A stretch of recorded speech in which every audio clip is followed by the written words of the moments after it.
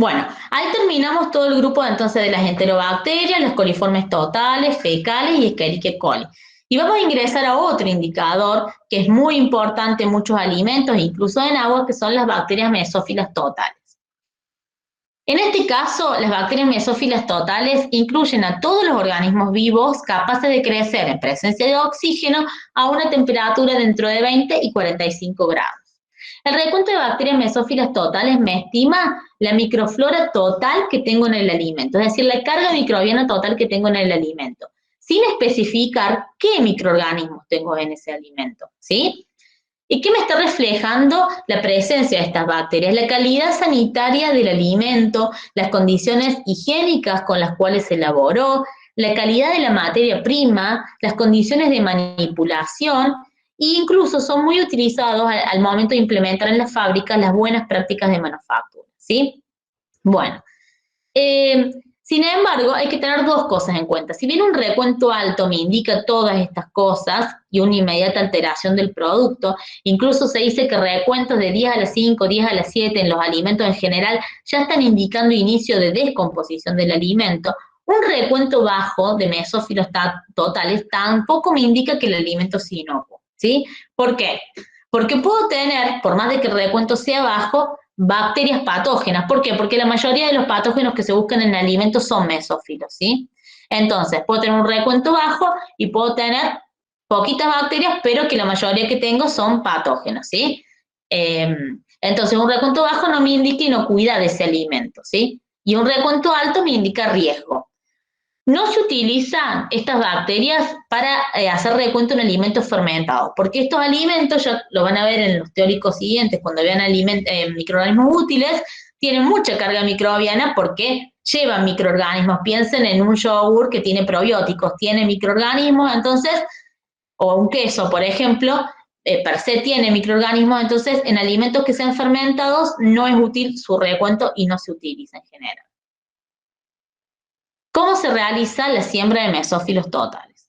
Bueno, la siembra de mesófilos totales, tanto en alimentos líquidos como en alimentos sólidos, comienza igual para alimentos sólidos, hago una suspensión dilución, hago diluciones seriadas y luego siembro por dos métodos. El método casi siempre de elección es el método del embebido, por eso el que tienen acá es el método del embebido, pero ya les voy a contar que puede haber algunos en algunos alimentos se pueden realizar también recuentos por el método de superficie.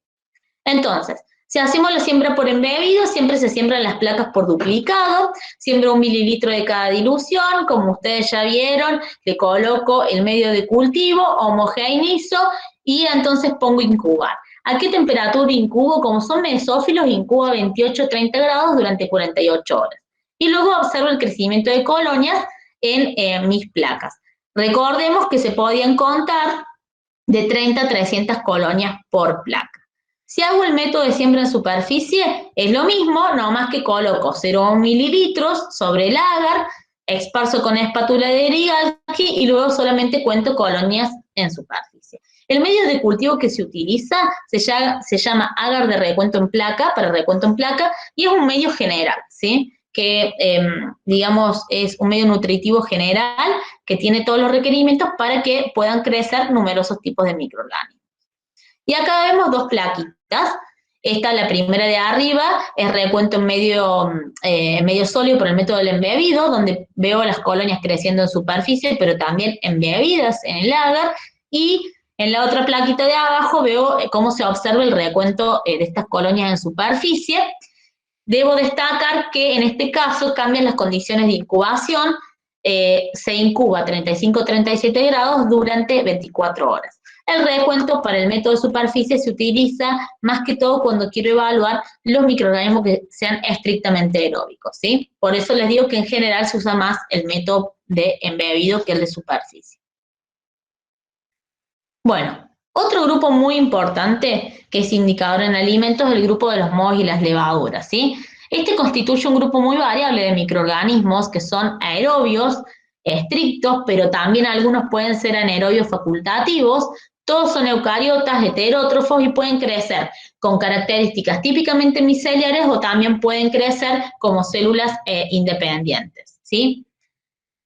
La importancia de la presencia de los mohos y las levaduras en los alimentos está determinada por la capacidad que tienen para producir diferentes grados de deterioro y descomposición de los alimentos, ¿sí?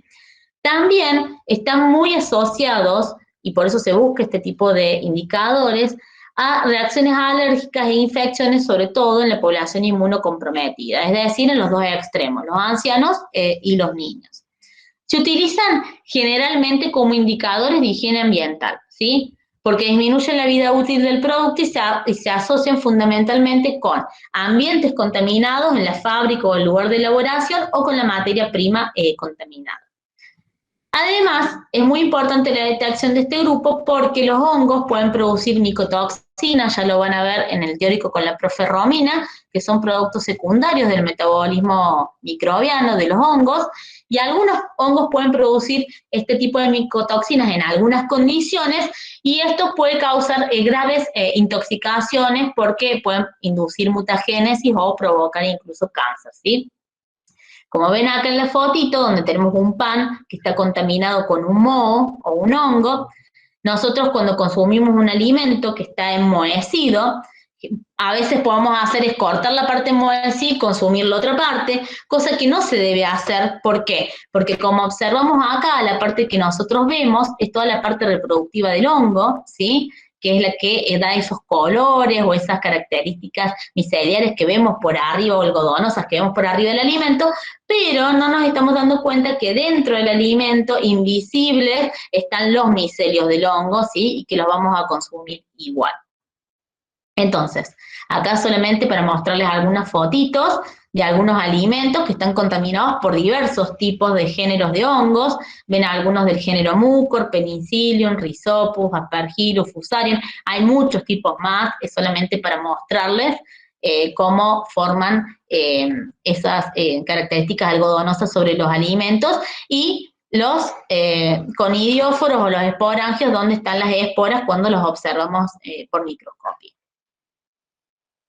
Bueno, ¿cómo se hace el recuento de mohos y levaduras en el laboratorio? Bueno, en este caso vamos a utilizar el método de siembra recuento medio sólido por el método de siembra superficie, porque dijimos que los representantes de este grupo suelen ser aeróbicos y otros son anaeróbicos facultativos. Entonces los dos pueden crecer en condiciones aeróbicas. Y entonces ahí lo que vamos a hacer es sembrar por duplicado 0,1 mililitro de minóculo en cada dilución, esparzo con espátula de Derigaski sobre medio de cultivo agar IGC, que es agar cloranfenicol, glucosa, levadura. El cloranfenicol es muy importante en este medio de cultivo porque es un antibiótico que lo que hace es inhibir las bacterias, el crecimiento bacteriano, y deja que solamente crezcan los mohos y las levaduras. Fíjense las condiciones de incubación, se incuban en aerobiosis a 20-25 grados durante 2 a 5 días, el recuento de las levaduras se hace a las 48 horas y a los 5 o 7 días se hace el recuento de hongos, ¿sí? Entonces, acá ven una plaquita con colonias de mohos y levaduras creciendo sobre este agar. Se cuentan en este caso de 10 a 150 colonias porque las colonias de hongos son más grandes que las de bacterias. Bueno, estas colonias de hongos se pueden observar, como ven acá, de distinta forma, tamaño y color, y son muy distintas a las colonias de las levaduras, que suelen ser más parecidas a las colonias bacterianas, porque suelen ser de aspecto blanquecino, cremoso o de color rosado pálido. Y acá vemos cómo se ven algunos mohos y las levaduras. Bueno, vamos a pasar a otro grupo de indicadores que es muy importante en alimentos, que son el grupo de los estafilococos. Fundamentalmente lo que se busca en alimentos es estafilococo aureus coagulasa positiva, ¿sí? Es un microorganismo que pertenece a esa especie, pero además que tiene una enzima en particular que es la enzima coagulasa. Todos los estafilococos pertenecen a la familia, o sea, el género pertenece a la familia Micrococaceae, son cocos gram positivos, no esporulantes, que pueden estar aislados formando tétradas o racimos, de ahí viene su nombre del término estafile, que quiere decir racimo de uva, ¿sí? La mayoría son inofensivos, los miembros del género Staphylococcus, y pueden residir normalmente en las membranas mucosas de los animales y de otros organismos, ¿sí? De los humanos también, por supuesto. De estas especies, o sea, de todas las especies de Staphylococcus aureus, subespecie aureus coagulasa positiva, es la principal responsable de la intoxicación estafilocóxica en alimentos. Y es muy importante porque produce muchas intoxicaciones. Como es indicador de contaminación a partir de la piel, la boca, las fosas nasales, es muy importante, son muy importantes, digamos, los portadores, que son manipuladores de alimentos, y de esa manera llegan los estafilococos a estos alimentos. Generalmente, también estos estafilococos pueden estar en las personas formando diversos tipos de infecciones, por ejemplo, el acné. Entonces, piensen en un manipulador de alimentos que no tiene guantes, no usa guantes, como les dije antes, está manipulando un sándwich de miga, por ejemplo, que se consume, digamos, crudo, y entonces se toca las lesiones en la piel o se toca las fosas nasales o la boca, y de esa manera lleva los estafilococos al alimento. Entonces, recuentos elevados de este microorganismo indican excesiva manipulación en los alimentos y una posible contaminación a través de un portador. Entonces, ¿cómo se hace la detección de este microorganismo? Bueno, este microorganismo se hace la detección por la siembra en superficie. El medio de cultivo que se utiliza se llama agar Bayer-Parker. En este medio de cultivo, las colonias que crecen en superficie se observan como negras con un halo blanquecino. O sea, vamos a ver por qué se dan estas características. Las placas para que puedan crecer los estafilococos aureus coagulasa positiva se incuban a 35-37 grados durante 24 horas en este medio de cultivo selectivo. Bueno, ¿por qué se observan así las colonias en este medio? ¿Sí? Este medio contiene telurito de potasio y cloruro de litio, ¿sí? Son dos componentes que inhiben la flora acompañante, es decir, todos los otros microorganismos que no sean de los géneros estafilococos. También tiene yema de huevo, donde se puede observar la actividad de una enzima que se llama lecitinasa, ¿sí? Que puede romper la lecitina. Entonces, los estafilococos aureus coagulasa positiva pueden reducir el telurito de potasio a teluro, y eso genera colonias de color negro grisáceo, y también tienen actividad lecitinasa, con lo cual pueden romper la lecitina generando el halo blanco que ustedes ven alrededor del medio, o el halo de precipitado. Entonces, las colonias típicas de Staphylococcus aureus coagulasa positiva en este medio son negras o grisáceas rodeadas por una zona de clarificación que puede ser parcialmente opaca. Por supuesto, como les dije anteriormente, cada vez que hablo de especie debo realizar confirmación mediante pruebas bioquímicas y mediante la prueba de coagulasa. ¿Cómo se realiza la prueba de confirmación de que esté presente la enzima coagulasa? Bueno, tomo colonias sospechosas de agar, crecidas en agar Bayer-Parker, las coloco en un medio de cultivo que se llama caldo cerebro-corazón, las incubo durante 24 horas a 37 grados y luego tomo 1 mililitro de este caldo donde incubé estas colonias y los agrego a 0,3 mililitros de plasma de conejo. Vuelvo a incubar a 35-37 grados. ¿Qué hay en el plasma del conejo? En el plasma del conejo, como en el plasma de nuestro, hay fibrinógeno. Esta enzima lo que puede hacer es coagular, producir la transformación del fibrinógeno a fibrina, y entonces produce reacciones de coagulación. Entonces, si está la enzima presente, la prueba me da positiva de esta manera, con coágulos, incluso se puede coagular todo el medio, con coágulos o todo el medio coagulado, y la prueba negativa no hay indicios de coagulación, ¿sí? Esta enzima es muy importante, ya la van a ver en la clase siguiente cuando vean los patógenos. ¿Por qué? Porque es un mecanismo de escape que tiene este microorganismo frente a nuestro sistema inmune. Cuando él se mete en nuestro cuerpo, lo que hace es coagular el fibrinógeno que hay en el plasma, en nuestra sangre, y entonces genera como una cubierta alrededor de él de fibrina. La fibrina es natural en nuestro cuerpo, entonces no la reconocemos como extraña, y es la forma que tiene de escapar al sistema inmune cuando el sistema inmune está monitoreando la presencia de bacterias en sangre, ¿sí? Entonces, un mecanismo de patogenicidad que tiene este microorganismo y que también tiene la capacidad, como ya van a ver, y por eso es muy importante su detección en alimentos, de producir toxinas, ¿sí? Que son lo que nos pueden producir, digamos, las enfermedades. Bueno, y por último, voy a hablar del último grupo de microorganismos indicadores, que son el grupo de los microorganismos anaerobios sulfito-reductores. Este grupo constituye un grupo bacteriano un poco distinto a los demás grupos porque están asociados al género Clostridium. Generalmente son formas baciliares que son todos esporulantes, producen esporas que pueden estar posicionadas en distintas partes en las células, pueden tener posición central, subterminal o terminal. Son todas resistentes al calor, estas esporas, por supuesto, y como no todos los miembros de este grupo tienen la misma sensibilidad al oxígeno, tenemos algunos que pueden ser anaerobios facultativos, pero hay muchos miembros de este grupo que son anaerobios estrictos, ¿sí? Porque no tienen un sistema citocromo completo y por lo tanto son oxidasa negativa.